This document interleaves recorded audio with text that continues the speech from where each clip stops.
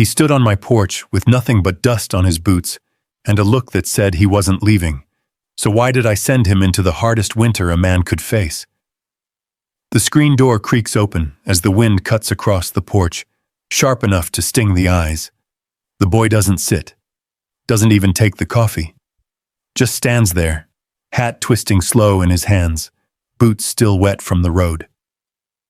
I set the cup down anyway. He doesn't touch it. He just says my daughter's name like it's the only thing keeping him upright. And I hear something in it that most men never bring with them. So I give him a place no one walks out of the same. Tell me, would you have let him stay? The wind came down hard off the open prairie that morning, dry and cold, carrying the kind of bite that meant winter wasn't far behind. It rattled the loose hinge on the Booker Ranch gate and pushed dust in thin lines across the yard. Wyatt Hayes stood just outside that gate, one hand wrapped around the brim of his hat. He had taken it off without thinking, and now he held it there like he didn't quite know what to do with his hands. He looked at the house. It wasn't a grand place, not by any measure. A wide porch, rough-cut boards, a roof that had been patched more than once. Smoke lifted steady from the chimney. There were boots by the door, a bucket set upside down near the steps. Signs of a place that worked, not one that showed off. He had turned away from that gate 3 times already, walked 10 steps down the road, told himself it wasn't the right day, that he'd come back next week. Each time he stopped. Each time he came back. This time, he didn't give himself the chance. He pushed the gate open. The hinge gave a low groan, loud enough to carry. Wyatt paused, listening, as if the house itself might answer. Nothing did. He walked up the path, boots crunching over gravel and dry grass. Each step felt louder than it should have. He kept his eyes on the porch boards, watching the way they dipped slightly near the middle from years of use. When he reached the steps, he stopped again. There was a coffee cup sitting on the railing. Tin. Still warm, if the faint steam meant anything. Someone had been here not long ago. Wyatt set his jaw, climbed the steps, and knocked. Not hard, just enough. The sound settled into the wood and disappeared. He waited. Inside there was a faint movement, a chair scraping maybe. Then footsteps. Slow, measured. The door opened. Elijah Booker filled the frame without trying to. Tall, broad through the shoulders. His shirt sleeves rolled, hands clean but worn. His eyes didn't move fast. They settled on Wyatt and stayed there. Wyatt felt it like weight. He swallowed once, then held his hat a little tighter. "Morning, sir." Elijah didn't answer right away. His gaze moved once, taking in the worn shirt, the dust on Wyatt's boots, the horse tied back at the gate. Then it came back to Wyatt's face. "Yes," Elijah said finally. "Just that." Wyatt nodded once, like that had answered something. "I came to speak with you." Another pause. Not long, just long enough to notice. "About what?" Elijah asked. Wyatt shifted his weight, then steadied himself. "About Naomi." The wind pressed against the side of the house, low and steady. Somewhere out back, a loose board knocked once against a post. Elijah's face didn't change, not in any way Wyatt could read. He looked at Wyatt for a long moment, long enough that Wyatt had time to consider taking the words back, long enough to wonder if he had said them wrong. He didn't move. Behind Elijah, down the short hallway, there was a flicker of movement. A shape just out of full view, a hand maybe resting against the edge of a doorway. Wyatt didn't look directly at it. He didn't need to. Elijah stepped aside. "Come in." Wyatt hesitated a fraction of a second, then stepped over the threshold. The air inside was warmer, smelled faintly of coffee and wood smoke, the kind of smell that settled into a place over years. The kitchen sat just ahead, a table, worn smooth. 3 chairs. A fourth pulled slightly back like someone had just stood from it. On the stove, a pot sat low over the flame. Hannah Booker stood beside it, one hand resting on the handle of a kettle. She didn't look surprised. Not at Wyatt. Not at the moment. She nodded once, polite, and reached for a tin cup. Wyatt stopped just inside the room. Elijah moved past him and took his seat at the table. Not hurried. Not slow. Just certain. Wyatt remained standing. He noticed it himself after a second. The way he hadn't moved forward. The way his boots were still near the doorway. "Sit," Elijah said. Wyatt nodded again, stepped forward, and pulled the chair out. He didn't sit right away. He set his hat on the edge of the table first, careful not to take up more space than he needed. Then he sat. The chair creaked once under his weight. Hannah set the cup in front of him, poured coffee without asking. The steam rose between them. "Thank you, ma'am," Wyatt said. She gave a small nod. Nothing more. But her eyes stayed on him a moment longer than the words required. Wyatt wrapped his hands around the cup. He didn't drink. Elijah leaned back slightly in his chair, one arm resting along the table. Waiting. Wyatt cleared his throat. "I don't have much to bring," he said. No lead-in, no careful wording. "I work over on the Miller spread. Seasonal. I fix what needs fixing. I stay where I'm put." He paused, just long enough to take a breath. "I've been coming by here these past months. For work at first. Then, for other reasons." The wind eased for a moment outside. The quiet inside the room grew heavier for it. "I'd like your permission," Wyatt said, "to court Naomi proper." No one moved. From the hallway, that faint shape shifted again. A small sound. Not quite a step. Not quite stillness. Wyatt kept his eyes on Elijah. "I don't have land," he added. "Or savings. Not yet." He stopped there. Let the rest hang without dressing it up. Elijah's fingers tapped once against the table. Not impatient. Just present. "You know that," Wyatt said, quieter now. Elijah watched him. Not hard, not soft. Just steady. "I know what I have," Wyatt said, "and what I don't." Another long silence settled. Hannah moved behind them, pouring more coffee into Elijah's cup, though it wasn't empty. The sound of it, liquid meeting tin, filled the space where words might have gone. Elijah didn't look at her. He kept his eyes on Wyatt. "You think that's enough?" Elijah asked. Wyatt held his gaze. "No, sir," he said. The answer came quick, before he could think better of it. Elijah's eyes shifted, just slightly. Not surprise. Something closer to recognition. Wyatt went on. "But it's what I've got, and I don't walk away from it." The words landed plain. No push behind them. No apology either. From the hallway, the faint shape stilled completely. Elijah leaned forward a fraction, resting both forearms on the table now. The light from the window caught along the edge of his face, cutting it into shadow and shape. He didn't speak, not yet, and Wyatt sat there, hands wrapped around a cup he still hadn't lifted, waiting to find out whether a man with nothing had just said something worth hearing, or something he had no business saying at all. The moment stretched. Then it broke, not with words, but with Elijah reaching for his coffee. He took a slow sip, set the cup down, and said nothing. Wyatt understood enough to know that meant the conversation wasn't finished, but it wasn't decided either. Hannah moved past the table, wiping her hands on a cloth that didn't need wiping. She glanced once toward the hallway. "Naomi?" she said, not raising her voice.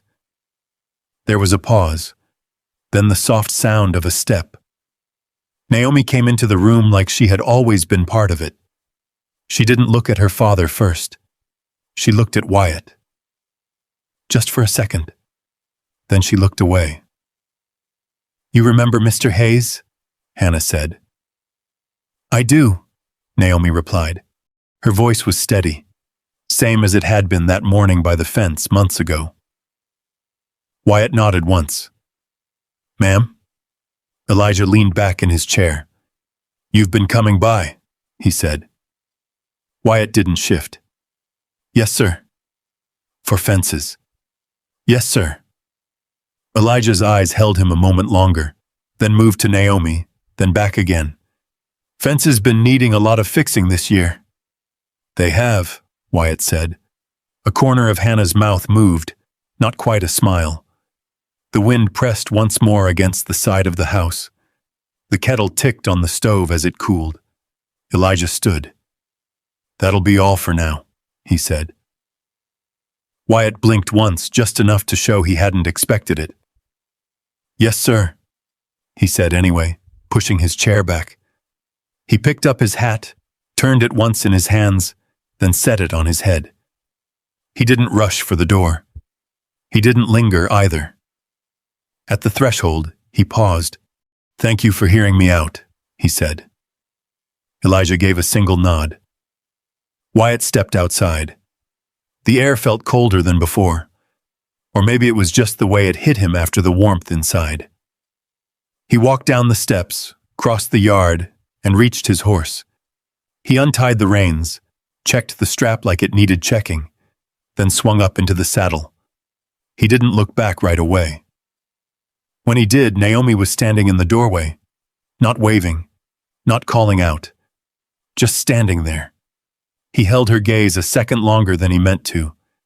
Then he tipped his hat and turned the horse toward the road. It had started in the spring. The creek had come up fast that year, fed by snowmelt from the hills. It pushed through the low ground between the Booker land and the Miller spread, taking part of the fence with it. Wyatt had been sent out before sunup with a post driver, a coil of wire, and a sack of nails. The ground was still soft when he got there. Mud clung to his boots. The broken fence lay half in the water, half dragged across the grass.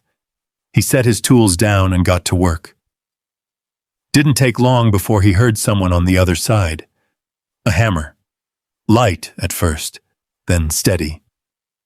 He straightened, wiped his hands on his pants, and looked over. Naomi Booker stood there, ankle deep in the same mud, driving a post into the ground like she'd done it before. She didn't look up right away. When she did, it wasn't a surprise. "Miller side?" she asked. "Yes, ma'am." She nodded once, like that settled it. "Yours came down first," she said. "It did." She set another post, checked the line with her eye.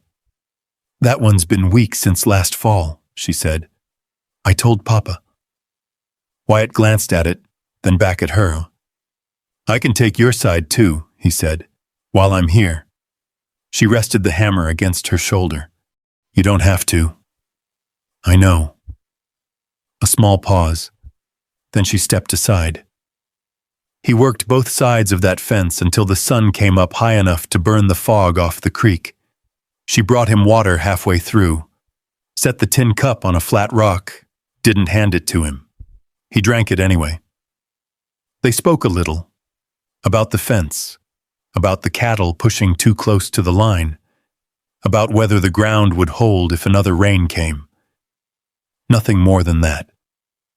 When he finished, he gathered his tools, gave a nod, and turned his horse toward the road.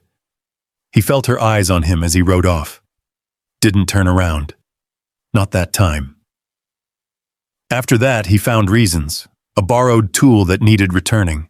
A question about a stray calf that might have crossed the line. A broken hinge on a gate that wasn't his to fix. Each time Naomi was there or not there. Each time it didn't seem to matter. Hannah saw it before anyone said a word. She stood at the kitchen window one evening, shelling peas into a bowl, watching Wyatt speak to Naomi out by the well. He had his hat off. He listened when Naomi spoke. not waiting to answer, just listening. Hannah dropped another handful of peas into the bowl. At supper, she said nothing. Elijah spoke about feed prices in town, about a shipment that had come in late. Naomi answered where needed. The plates were passed. The bread was cut. "Miller boy was by again," Elijah said at one point. "Mm-hmm," Hannah replied. Elijah looked up. That sound meant something. It always had. "What?" he asked. "Nothing," she said. "Pass the salt." He did. Out beyond the Booker fence, along the dirt road that cut through the fields, Wyatt rode past a wagon one afternoon and heard his name spoken low. Clyde Mercer sat up on the wagon seat, reins loose in his hands. "That you, Hayes?" Wyatt slowed his horse. "Yes, sir." Clyde looked him over, from boots to hat. "You spend a lot of time near that Booker place." "Sometimes," Wyatt said. Clyde spat off the side of the wagon. "Best be careful where you stand," he said. "Some lines ain't written down, but they're there." Wyatt didn't answer. Clyde gave a short laugh, nudged his horse forward, and rolled on down the road. Dust rose behind him, then settled. Wyatt sat there a moment longer. Then he turned his horse the opposite direction and rode on. By the time summer leaned into fall, the fence stood straight. The creek ran lower, and Wyatt still found reasons to pass by that stretch of land, even when there was nothing left there that needed fixing. The questions settled in slow, not spoken, just waiting. And now it had been asked, out loud, and no one, not even the man sitting at that table, had said yet what that was going to cost him. It took 3 days, 3 days of Wyatt working the Miller spread like nothing had shifted, fixing a loose rail, hauling feed from the storage shed, sleeping in the same narrow bunk with his boots set just under the edge, ready for morning. He didn't ride past the Booker place, not once. On the 4th day, just after sunup, a boy came down the road. Thin, maybe 12, riding a mule that didn't look eager to be anywhere. He pulled up by the fence where Wyatt was setting a post. "Mr. Hayes?" Wyatt wiped his hands and looked up. "That's me. Mr. Booker says you can come by. Today." The boy didn't wait for a reply. Turned the mule and headed back the way he came. Wyatt stood there a moment, post driver still in his hand. Then he set it down. The wind had shifted by the time he reached the Booker gate. Warmer. Not by much, but enough to carry the smell of dry grass and wood smoke. The same gate, same hinge, same slow groan. This time he didn't stop. He crossed the yard, climbed the steps, and knocked once. The door opened quicker than before. Elijah stepped aside without a word. Inside, the kitchen looked the same. Same table, same chairs, same cup set near the edge like someone had just been there. Wyatt took off his hat as he stepped in. Elijah sat. Wyatt remained standing until he was told otherwise. "Sit," Elijah said. Wyatt did. Hannah poured coffee again. Same cup, same quiet nod. Naomi was not in the hallway this time. Wyatt noticed that. Didn't ask. Elijah folded his hands on the table, looked at Wyatt like a man measuring something that didn't show on the surface. "You said what you had to say," he said. "Yes, sir." "You still mean it?" "Yes, sir." A pause. Elijah leaned back slightly. "There's a place north of here," he said. "Past the ridge line. Dawson Range." Wyatt didn't move. Old man Dawson passed late summer, left it to his boy. Another pause. "Boy's 18, doesn't know cattle, doesn't know winter." Hannah set the kettle down softer than before. "Elijah," she began. He raised a hand. Not sharp, just enough. "He'll lose the herd if nobody steps in," Elijah went on. "Place is already falling behind. Fence is weak. Feed mismanaged. Wyatt nodded once. He could see it without seeing it. "You'll go up there," Elijah said. "You'll stay through winter. Help him hold what he's got." Wyatt's grip tightened slightly around the edge of the table. "No wages," Elijah added. The words landed clean. No contract. No promise of anything at the end. The room went still. From somewhere in the back of the house, a door closed. Quiet. Measured. Wyatt didn't look. He kept his eyes on Elijah. "You'll come back in the spring," Elijah said. "Then we'll talk again." Wyatt let that settle. The distance, the cold, the months without pay, the chance that nothing waited for him at the end. "And if I don't?" Wyatt asked. Elijah didn't blink. "Then we won't." Simple as that. Wyatt looked down at his hands, the calluses. The dirt worked into the lines that never quite washed out. Then he looked back up. "Yes, sir." The answer came before Elijah had fully leaned back in his chair. Hannah's hand stilled on the handle of the kettle. Elijah watched him. "You understand what I'm asking?" "Yes, sir."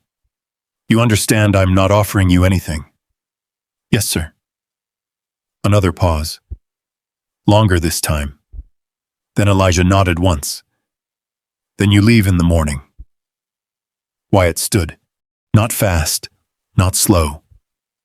He picked up his hat, turned it once, then set it on his head. "Thank you," he said.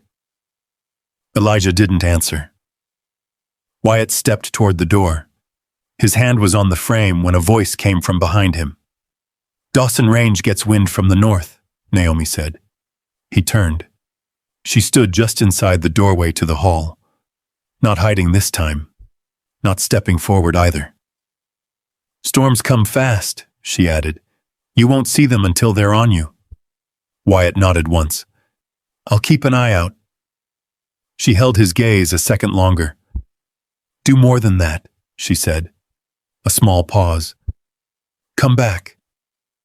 The words weren't soft. They weren't loud either. Just placed there, like a marker on a map. Wyatt gave the smallest nod. "I will."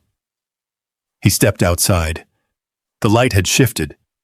Afternoon now. Long shadows across the yard. He walked to his horse, checked the saddle strap, tightened it a notch, though it didn't need it. When he mounted up, he didn't look back right away. When he did, Naomi was still there. Same place, same steady look. He tipped his hat once. Then he turned north. The road stretched out ahead, thin and pale against the land. No signposts, no promises, just distance, and whatever kind of man came out the other side of it. The land changed slow at first. Grass thinned, trees pulled back. The wind stopped bending and started cutting. By the time Wyatt crossed into the Dawson Range, the ground had turned hard under his horse's hooves, each step sounding sharper than the last. The ranch sat low in a shallow bend, half protected by a ridge that didn't do much protecting. The barn leaned slightly to one side. The fence line ran uneven, posts set at angles like they'd been pushed there and left. A boy stood by the corral when Wyatt rode in. Tall but not filled out yet. Coat too thin for the weather. Hands in his pockets like he didn't know what else to do with them. "You Wyatt?" he called. "Yes." "I'm Eli." Wyatt nodded, swung down from the saddle, and looped the reins over the hitch post. He gave the place a quick look. Didn't rush it. Just enough to see what was there and what wasn't. "You got feed stored?" he asked. Eli hesitated. "Some." Wyatt glanced at the barn. "We'll start there." The first week passed without much talk. Wyatt worked. Eli followed. They cleared old hay, sorted what could still be used, stacked it under cover. Wyatt checked the fences, drove new posts where the ground would take them, braced the weak corners.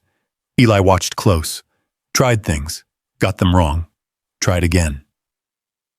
Wyatt didn't say much. When he did, it was short. "Not like that. Angle it. Let it settle." At night they sat at the same small table, a lantern between them, eating beans and bread that tasted like smoke. Eli asked questions. Wyatt answered some of them. The rest he showed. By mid-November, the wind had teeth. It came down from the north with a sound that didn't stop, slipping through cracks in the barn walls, finding its way under doors and into sleeves. Wyatt patched what he could. Strips of cloth, extra boards, nails driven into wood that didn't always hold. One evening, he found Eli standing out by the fence, looking at the horizon like he was waiting for something to show itself. "You see it yet?" Eli asked. Wyatt stepped beside him. The sky looked the same as it had all day, flat gray, no line to mark where one layer ended and another began. "You won't," Wyatt said. Eli frowned. "Then how do you know?" Wyatt shifted his weight, feeling the wind change just enough to notice. "You feel it." They stood there a moment longer. Then Wyatt turned back toward the barn. "Bring the cattle in closer," he said. "Not all the way. Just enough." Eli didn't argue. The first storm hit 2 nights later. It came fast. Wind turned sharp, then heavy. Snow followed, not in flakes, but in sheets that swallowed distance whole. Wyatt was already moving when Eli pushed through the barn door, eyes wide. "We're losing the line," Eli said. "I know." Wyatt handed him a coil of rope. "Take the south side, keep them tight. Don't let them drift." Eli nodded, then hesitated. "What if, Don't think past the next step," Wyatt said. "Just do it." Eli went. Wyatt pulled his coat tighter, stepped into the storm, and disappeared into white. The hours blurred. Snow packed against his face, breath turning thick in his lungs. He moved by memory more than sight, counting steps, feeling the pull of rope in his hand. Once he stumbled, hit the ground hard enough to knock the air out of him. He stayed there a second too long. Then he pushed up, kept moving. By morning, the storm had passed, not gone, just moved on to somewhere else. The ranch stood. Fences sagged but held. The cattle huddled close, breathing slow and heavy, steam rising from their backs. Eli stood near the barn, pale, eyes red from the wind. "We made it," he said. Wyatt nodded once. "Check the north fence, Paul," he said. "It'll be weak." Eli stared at him. "Now?" he asked. Wyatt looked at the line where the fence disappeared into the distance. "Now." Eli went. That night, Wyatt sat at the table alone. Eli had gone to sleep early, boots still on. Wyatt pulled a folded paper from his coat, smoothed it out on the table. The handwriting was careful, longer than his own would ever be. He read it once, then again. He didn't smile, but he didn't fold it away right away either. When he did, he reached for another piece of paper, dipped the pen in ink that had thickened in the cold. He wrote slow. Words came short, direct. He stopped twice, staring at the page like he might add more. He didn't. Folded it. Set it aside. Weeks passed. The work didn't change, just the weight of it. Wyatt rose before light, checked the cattle, broke ice in the troughs, mended what the wind took apart. Eli grew into the work, not steady yet, but closer. One afternoon, a rider passed along the ridge. Didn't stop, just tipped his hat and called down. "Heard you cleared out," the man said. "Headed south before the cold set in." Wyatt looked up. "Didn't hear it from me," the rider added, already turning his horse. Dust and snow followed him down the slope. Eli glanced over. "Folks think you left," he said. Wyatt shrugged once. "Let 'em." Eli studied him a moment, then went back to his work. In February, the worst storm came. No warning this time. Just wind, then dark, then everything at once. Eli ran for the barn. Wyatt caught his arm. "Not there," he said. "They'll crowd it. We'll lose more." Eli looked at him, eyes wide. "What do we do?" Wyatt glanced toward the lower ground, where the ridge dipped just enough to break the wind. "There," he said. They moved fast. Rope, posts, bodies pushing against animals that didn't understand anything but fear. Snow came sideways. Wyatt lost sight of Eli twice, found him again both times. Once by voice, once by the feel of a sleeve brushing past. At some point, Wyatt stopped feeling his hands. He kept moving anyway. When the storm passed, it took a long time for the world to come back into shape. Shapes returned first, then sound, then the slow understanding that they were still standing. Eli sat in the snow, breathing hard. Wyatt stood a few steps away, shoulders low, chest rising slow and heavy. Neither of them spoke. There wasn't much to say. That night, the lantern burned low. Wyatt sat at the table again, head bowed slightly, hands resting flat against the wood. Eli watched him from across the room. "You could have left," Eli said. Wyatt didn't look up. "Yes." Eli shifted in his chair. "Why didn't you?" Wyatt took a breath, then another. He lifted his head just enough to meet Eli's eyes. "Didn't come here to leave," he said.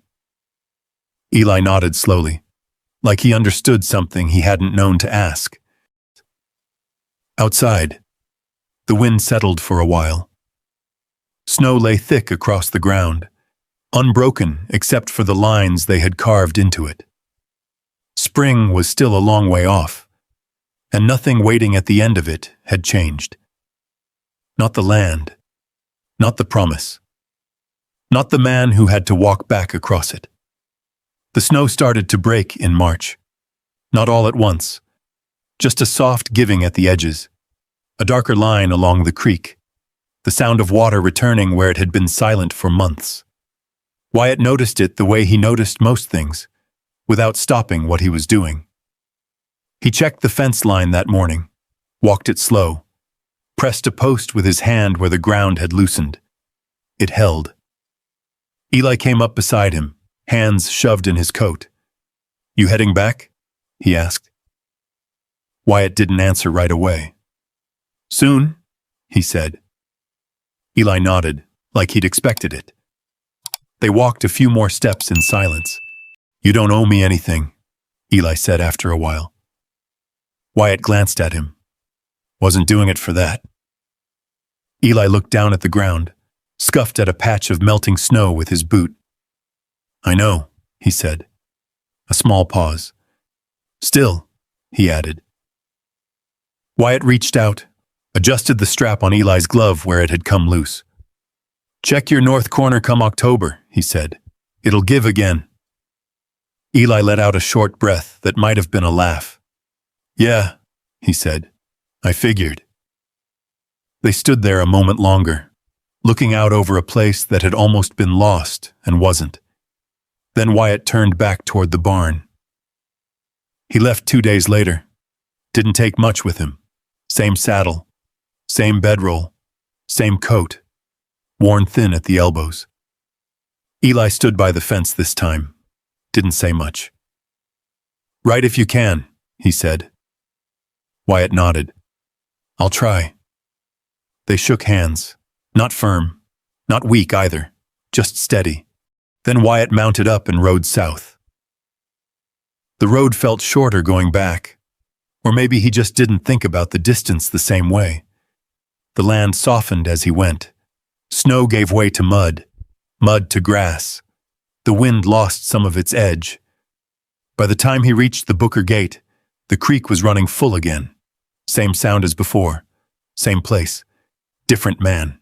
He pushed the gate open. The hinge gave the same low groan. This time he didn't pause. He crossed the yard, boots picking up a little dust where the ground had dried. Elijah was on the porch. Same chair, same position, like he'd been there all winter. Wyatt tied his horse without looking away. Then he walked up the steps. Mr. Booker? Elijah looked at him, took in the coat, the way it hung looser, the lines around his eyes, the way he stood.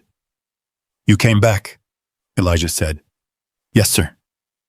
A pause. Elijah nodded once toward the door. Come inside. The kitchen was warm, coffee already on the table. Hannah moved quietly between stove and counter like she had been expecting him at that exact hour. Wyatt took his seat. This time he didn't wait to be told. Elijah sat across from him. No one spoke right away. The sound of the kettle, the faint scrape of a chair, the wind easing against the walls, small things filling the space. Finally, Elijah set his cup down. Connell rode through last week, he said. Said the Dawson cattle held. Wyatt nodded. They did. Said the boys still got a herd. He will. Elijah watched him. You didn't take pay. No, sir. You didn't leave. No, sir. Another pause. Long enough to settle. Elijah leaned back slightly, hands resting on the arms of his chair. I was given the same thing once, he said. Wyatt's eyes lifted. Elijah didn't look at him when he spoke. Man told me to work a year on land that wasn't mine. No pay, no promise. Said we'd talk after. He glanced toward the window. I thought it was about the land, he said. Took me a while to understand it wasn't. Wyatt sat still. It's about what a man does, Elijah went on, when there's nothing waiting for him at the end of it. The words settled slow. Hannah didn't move. The room held them. Elijah turned his eyes back to Wyatt. You understand that now? Yes, sir. A small silence followed. Then Elijah stood, walked to the window, looked out over the yard, the creek beyond it, the line where the land dipped and rose again. There's a south pasture here, he said. Hasn't been worked right in 2 seasons. Wyatt didn't speak. Man who knew what he was doing could run a few head there, Elijah said. Not many. Enough to start. He turned back. Wouldn't be given, he added. Terms would need settling. Wyatt nodded. Yes, sir. Elijah studied him a moment longer. Then he gave a single nod and stepped out of the room. The door closed behind him. Naomi was already there, by the far side of the table, like she had stepped in the moment the space allowed it. Wyatt stood, didn't move closer right away. She looked at him, steady as she had been that day by the fence. You look thinner, she said. Wyatt let out a breath that almost turned into a smile. Feels that way. A pause. I still got nothing, he said. Naomi stepped forward once. That's not true, she said. He looked at her. She held his gaze. You came back. The words stayed between them. He nodded once, then slowly he reached out. Not quick, not certain. She met him halfway. Their hands came together, simple as that. No rush, no need to prove anything. Outside, the creek ran full. The wind moved softer now, carrying the first hint of spring across the land. And for the first time since October, nothing in that moment felt like it needed to be tested anymore. If you stood there in Wyatt's place with dust on your boots and not much else to your name, you might wonder what really changed. The land was the same. The house was the same. Even the man on the porch hadn't changed much at all. But something had settled. Not in the world around him. In him. There's a kind of quiet truth to a life like that. No promises. No guarantees. Just the long road. And the choice to keep walking it anyway. Not because someone is watching. Not because there's a reward waiting at the end. But because something inside you says it's the right thing to do, and sometimes that's the only thing that holds. Maybe you've had a season like that. A stretch of days where nothing felt certain. Where you kept showing up without knowing if it would ever matter. If so, you already understand what Wyatt carried back with him. Not money. Not land. something steadier than both. If this story stayed with you tonight, I'd be glad to hear where you're listening from, or what part of it felt closest to home. There are more stories like this waiting, stories about people who keep going when it would be easier not to. If you'd like to walk a few more miles with them, you're always welcome to stay a while longer.